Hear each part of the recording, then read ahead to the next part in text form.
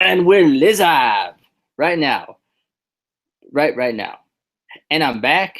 I know you missed me. Y'all, you were crying. You had to deal with that guy who forgot to do this review, so we doing it late. You know, he could have done it Wednesday and he didn't. So blame DJ. But anyway, we are into week 3. I think it's week 3. Pretty sure. Yeah, week. I don't know. I don't do math and stuff. Of the Cruiserweight Classic. We already got 8 uh, competitors into the round of 16. So we're going to see who joins them. And then next week will be the final round of the final matches of the first round. So it's moving on pretty quick, which is exciting. But starting off, we had Tyson Dukes versus Zack Sabre Jr. Um, I loved Zach working on Tyson's knee. Then Tyson reversing and doing the same move was kind of cool. Um, Incredible transitions by Zach from one submission to another. He does it so quick and so fluid that it's kind of I don't know how he does it. It's kind of like Kyle O'Reilly. I want to see both of them in a match, but I would be so confused because I'd be like, hey, but how do you do that? And how do you do that? But anyway, um, but again, a great match. There were so many. There was just so many times in this match, and I'm sure DJ agrees, where I was watching a move or a transition from a submission to another submission, and I was like, wait, what? But how? How did he do that? And it was both of them too, which was kind of cool. Both of them were really good with submissions. Tyson Dukes is more of a traditionalist, I guess.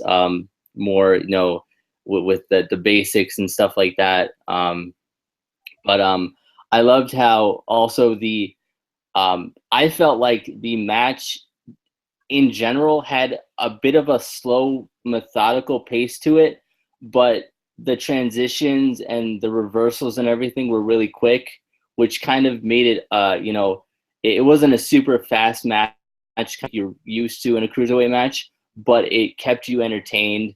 You kept, there wasn't a boring part to this match at all. As we kind of, I think we both chose Zack Sabre Jr. to win this one, and he did. I think it was the obvious pick just because he is so popular in the indie scene, whereas not as many people really know Tyson Dukes. I think they said he did wrestle for WWE back in 2004, and then had I think an ACL injury. Um, so, but just a really good match. Any thoughts on the opening match? Yeah, I definitely enjoyed it. I freaking, I, I like the Sabre is what I'm going to call him. I'm going to stick to it. I called him that the first time I met him, or the first time I saw him. So I'm You met keeping him? it there. Wait, you met him? When did you meet? First day Technically, I didn't. Sasha Banks, and now you Te be Technically, I I didn't hate meet you. him. I saw him on the TV, and I was like Sabre, because I couldn't pronounce his name. So I, I don't know. I mean, I just like him though. I think he's very fluid. I feel like I say that all the time, especially in the Cruiserweight Classic for some reason. I feel like I say that all the time. But I like, I like that. That's the thing about wrestling that I like is the fluidity of it, or it might be fluidity. Anyway, but yeah, I Water, fluid like water. like water. Yeah, yeah, yeah. But yeah, I enjoyed the match. I thought it was good. And yeah, I agree. I got into a lot of situations where I was like, huh? How you wait a minute, teach me that real quick. Go back real quick, let me rewind that and let me figure it out. So put my leg up on this way, and then I twist it like that. Yeah, I see I felt the same way, guys. I did. I gotta twist the leg and then put the arm around here. Yeah, I didn't get it either. I was like, how? How you do that? How you do that? Um, and then some of the moves, I was like, but I thought that was called the wait, y'all confusing me with all these names and stuff. Cause he locked in what looked like a Kimura with a body scissors, and freaking Daniel Bryan called it something else, and I was like, what's that? Wait a minute, hold up, man. What? Say that again. Uh, but I like that. I like the kind of wrestling knowledge that the commentators had. I thought it was cool. The leverage pin that Sabre did, or Sabre did. I was like, how you do that? How you do that though? Teach me. Teach me how you do that. I really did. I like that.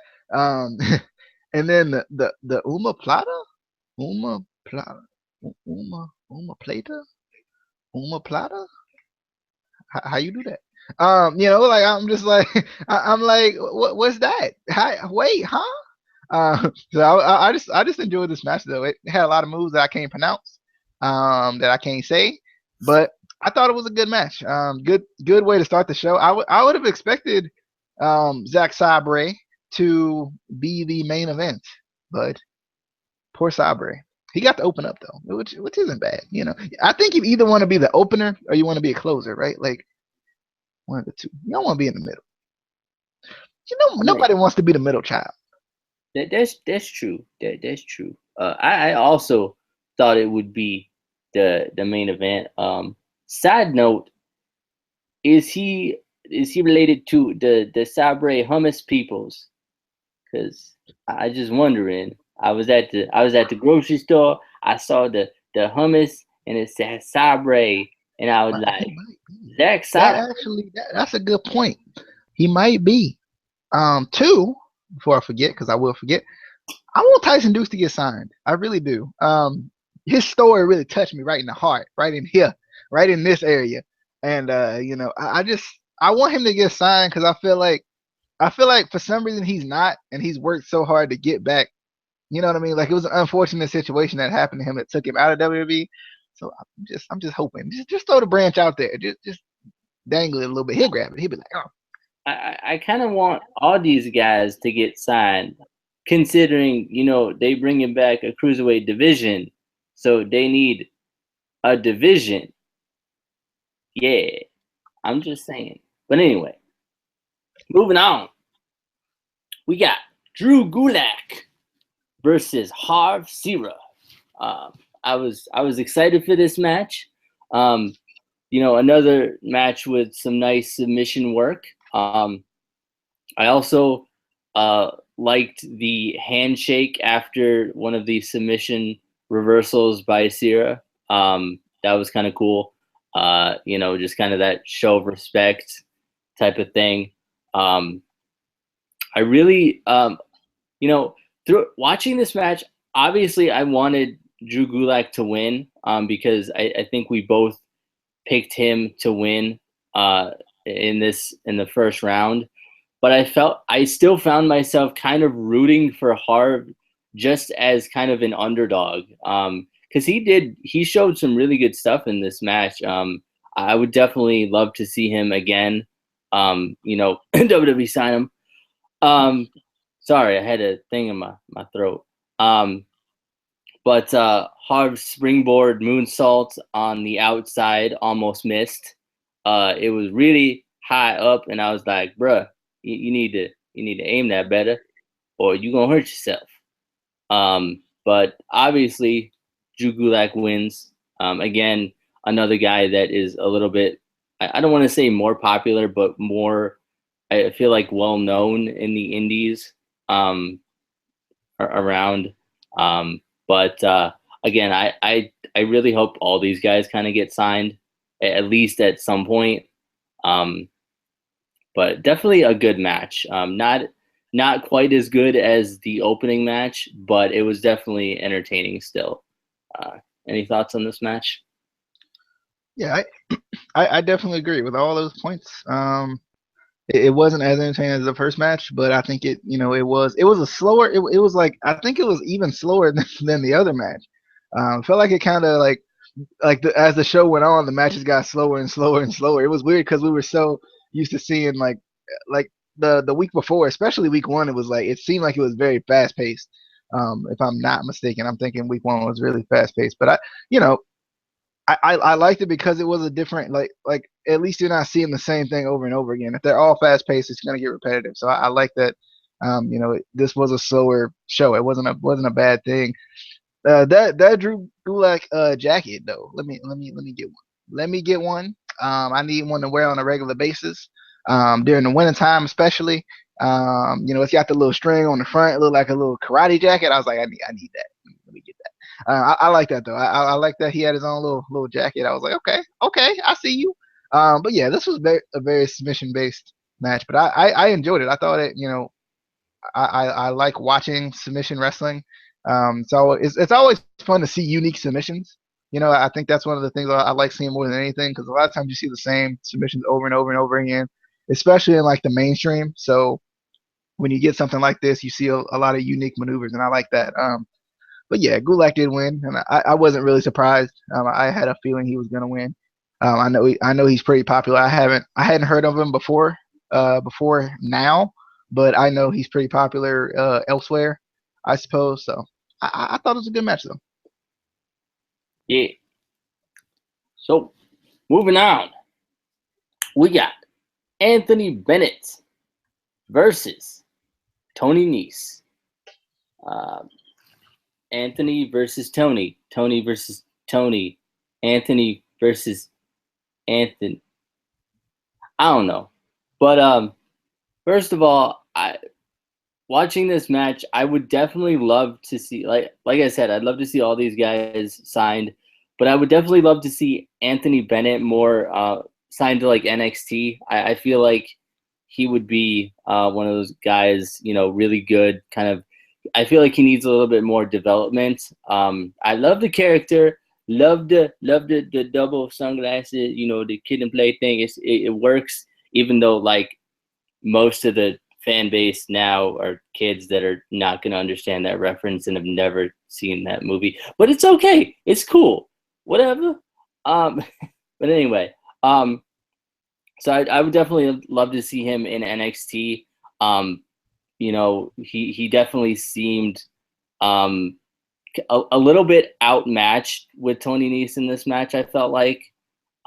Just because, I mean, he's obviously younger. I don't think has as much experience as Tony Nese does. Again, another guy who's relatively well known in the indies, whereas Anthony Bennett is, a lot younger. It feels like. But for a second, in this match, I know DJ saw it too because he watched the show really late. And I was watching his reactions, but there was a second where it looked like the ref was actually going to stop the match when Anthony Bennett got hurt on a move. Luckily, he didn't, but after the match, it did look like he was injured. They said it might have been his shoulder, but then when the camera went back to the ref checking him out after the match, it looked like he was looking at his knee. So I don't know really what happened there. I hope he's okay. But Tony Nese did get the win. But again, a good match. It just, I feel like every week there's at least one match where it seems, at least to me, like it's, one of the competitors is way outmatched, or it's just not, it's kind of a mismatch. And I think this one was one of them.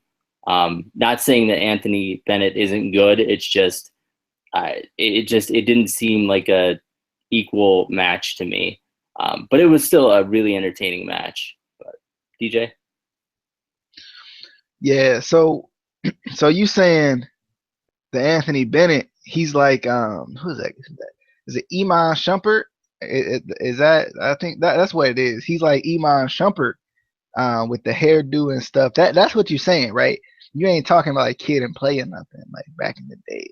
Yeah, that's what I was back in the I, day. Kid and I, play. yeah, that's what I was thinking. I was wondering if anyone would like, especially since we're like of a younger generation now. I was wondering if anyone would think of like Iman Shumpert or like somebody who wears that hairdo now. I can't even think of it anymore. Think of anybody besides freaking Shumpert, who's trash. Anyway, um, this match, I enjoyed it. I thought it was a good match. I don't know, for some reason, and it may just be because I don't know a lot of these wrestlers, or like I know some of these wrestlers like very well, but I don't know. I don't I don't know Tony Nese. I don't know Drew Gulak. I barely know Zack Sabre Jr. I just heard people talk about him. And maybe that's maybe because like you have a knowledge of them before that they're coming into this tournament. Maybe that's why you feel like they're like outmatched or whatever. But like I don't know. This is like the first time me seeing all of these wrestlers. I sound like such a WWE fanboy right now, saying that. But like, and that's not what I'm trying to say. I'm not saying I only watch WWE. I'm just saying I just saying I just don't. I don't get a chance to watch these guys all the time. But you know, yeah, excuses. I know. Anyway, the Carl on the apron was amazing. And I mentioned this to Casey when I was watching it. Was there a little repetition there when he tried to slide through, like slide on the legs there? They tried, like they messed it up the first time, so they tried it again. I don't know. I kind of like the way they did it this time because they kind of waited a little bit to do it instead of like doing it immediately. I think they like did a move and then did it and then redid it instead of like doing it immediately. Because sometimes it does look kind of weird when you miss a certain move and then you're like, okay, I missed it. Get back up. Let's try it again. So I like they kind of put something in between that. Yeah, I was confused when the referee came in. I wasn't really thinking heel turn like I would have said in my live reaction, because I obviously that's not what this is about. But but I obviously I was like, oh my god, he's gonna turn heel. It's the ref is in on it. The ref is in on it. I know it.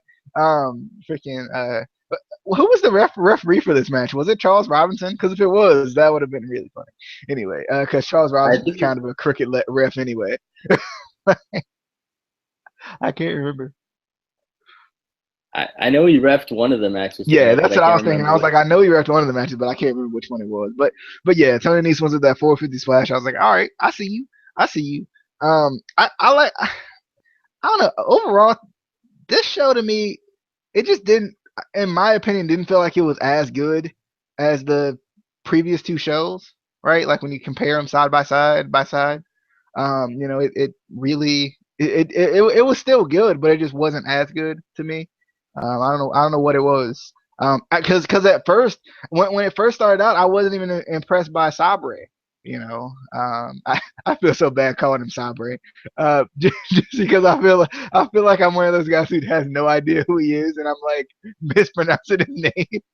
But anyway, no, I mean, like I was impressed with him by the end, but I don't know. I don't know if I was expecting something like really big at the beginning, and that's what was supposed to impress me. But like throughout the match, I became more and more impressed by him. It was just at the beginning I was like, he's not that good, even though I think he's good now. I like him now. I'm a fan. I'm a fan. But yeah. Mm-hmm. Do you even watch indie wrestling, bro?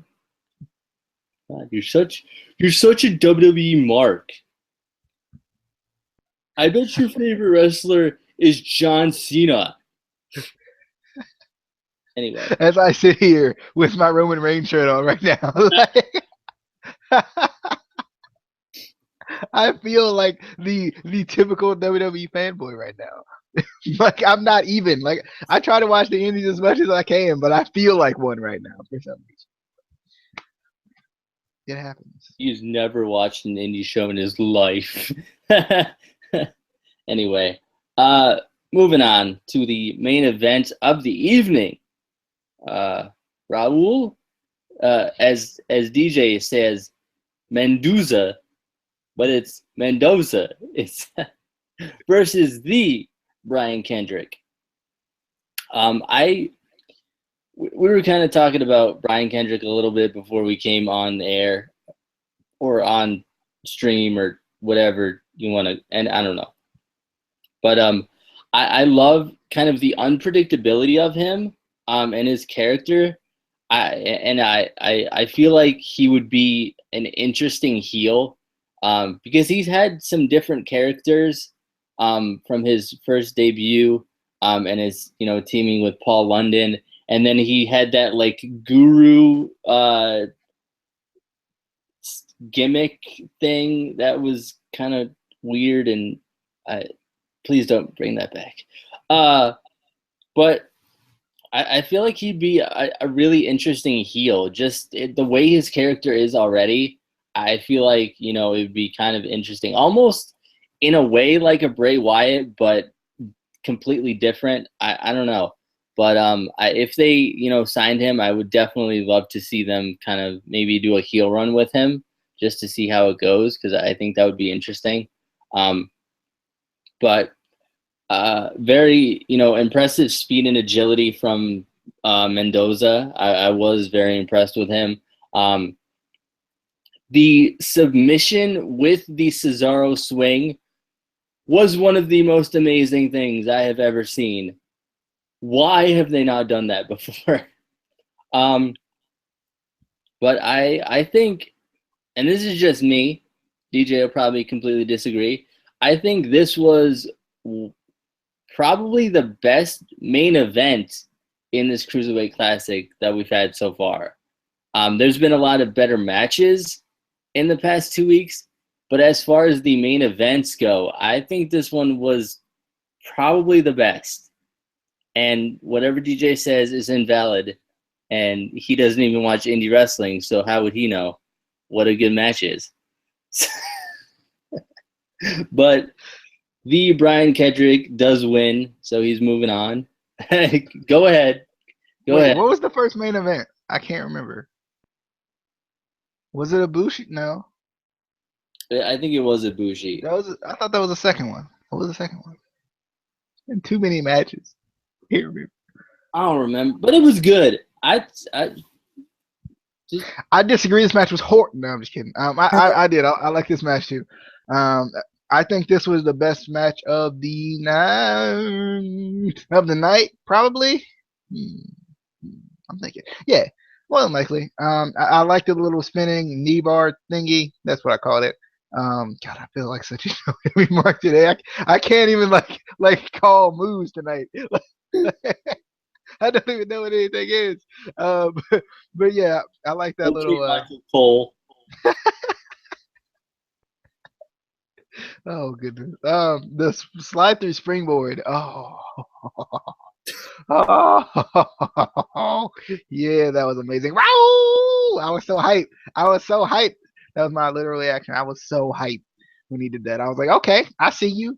The insecurity to the leg I thought was a unique move to kind of kick him off the knock him down off the top turnbuckle. I thought that was really good by Raul. Raul was impressive to me. I liked him. I thought he's doing a pretty good job. Freaking Brian Kendrick got me at the end though with that just my face, and just falls down. Just falls down. Lets the ref come check on him, give us a little space, and then locks in that freaking. I guess it's called the bully choke. Why didn't Bully Ray do this move? I don't understand. He should have. But the bully choke, I think, is what it's called.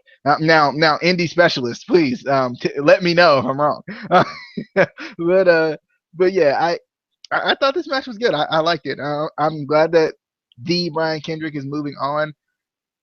It makes me wonder though, is the winner of this tournament going to get the Cruiserweight Championship? If so, would the winner of this tournament be a veteran to like give that championship some substance? Because the last person who won it was Hornswoggle. Hornswoggle was the last person to win it. I think they just need to bring him back and let him win. Like I think he need to like cash in his Cruiserweight Championship, Cruiserweight Classic briefcase and insert himself into the finals. I think he needs to do it. So bring back Hornswoggle, but I don't know. Because I'm wondering if they're gonna put, if they're gonna have the Cruiserweight Championship be crowned due to this tournament, then will it be a veteran to win this tournament? Then it kind of makes you wonder because you got like guys like Tajiri who signed under a Legends contract. You got someone like the Brian Kendrick, who I think is signed under some sort of legend contract. So you would expect him to be in the cruiserweight division. Um, and I don't like. I know indie wrestling matters and all that hashtag. Finn Balor is the number one contender and all that. But two, like I feel like WWE is appealing to such a bigger audience than people really, you know what I mean, that people really can see. So would it make more sense to have someone like Brian Kendrick win the tournament and then end up losing the title to somebody like Mr. Sabre, or can't even say it with a straight face, Mr. Sabre, or T.J. Perkins would be a great one. That's just my opinion. Or somebody like that. Like I'm wondering about that if they're gonna go that route. I mean, or since it was pre-recorded, did they give us a hint as to who might have won the tournament? Yeah. On Kata Ibushi. Yeah, I forgot about him. Yeah. Kata Ibushi beating up on Buddy Murphy, which I'm not gonna lie. I was like, yeah, kick him harder in the face. Real quick about that, since we didn't get a chance. Not like him anymore. Sorry. when we did, since we didn't get a chance to talk about that, I think Bloody Murphy. I think that's the new name. I got it, WWE. Buddy Murphy is greater than Wesley Blake. But why did Wesley Blake get new music? I don't know. I don't like Buddy Murphy. To me is like here. Wesley Blake is like where yet though. Like he ain't even around. I was just more impressed by Buddy Murphy than I was Wesley Blake this week, in my opinion. Even though they kept the dubstep, all that, they kept that stuff. Why? I'm fine with keeping the tights, but why?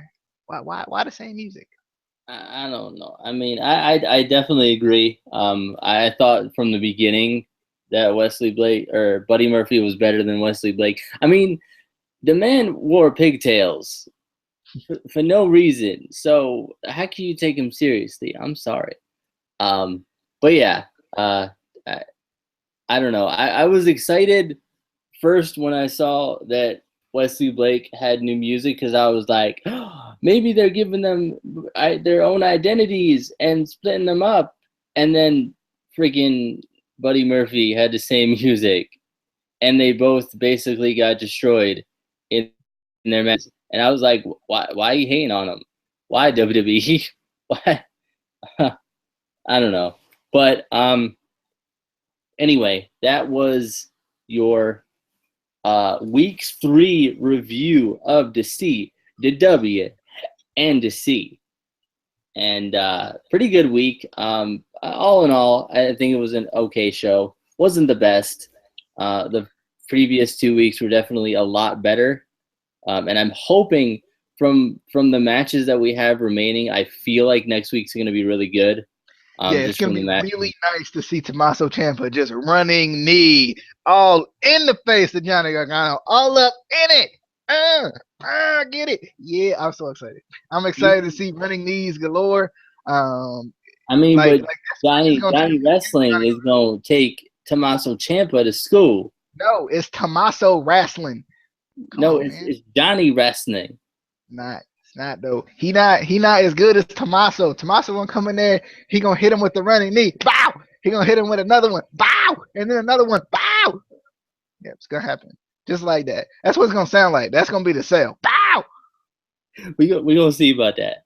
But anyway, make sure to like the video, subscribe to the channel, follow the Twitter, and we will see you on the other side of the dippity flippity ippity stuff.